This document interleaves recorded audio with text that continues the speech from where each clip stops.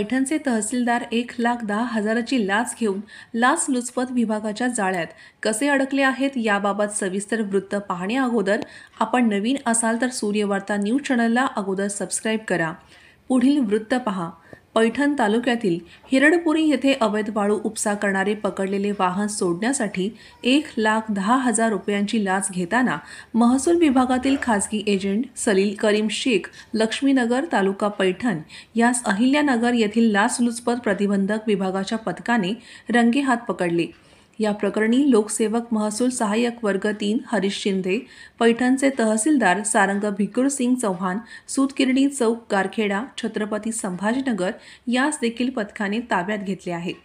काही दिवसांपूर्वी हिरडपुरी येथे गोदावरी नदीपात्रातून अवैध वाळू उपसा करणारी 5 वाहने पकडली होती। यातील एका वाहनाचा दंड वसूल करूनही ते वाहन पैठणच्या महसूल विभागाकडून सोडण्यात येत नव्हते। हे वाहन सोडण्यासाठी 3 लाख रुपयांच्या लाचेची मागणी करण्यात आली। तडजोडी अंती 2 लाख रुपये लाच देण्याचे ठरले। त्यानुसार 8 ते 10 दिवसांपूर्वी 90,000 रुपये तक्रारदाराने संबंधित एजंट सलील शेख यास लाच दिली होती।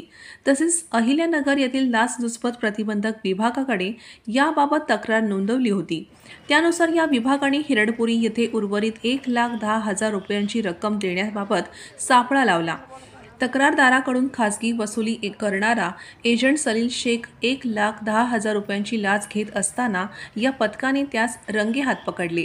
त्याचा जबाब घेऊन पैठणचे तहसीलदार सारंग चौहान यात देखील पथकाने ताब्यात घेतले। सूर्यवार्ता न्यूजसाठी तुषार नाटकर, पैठण।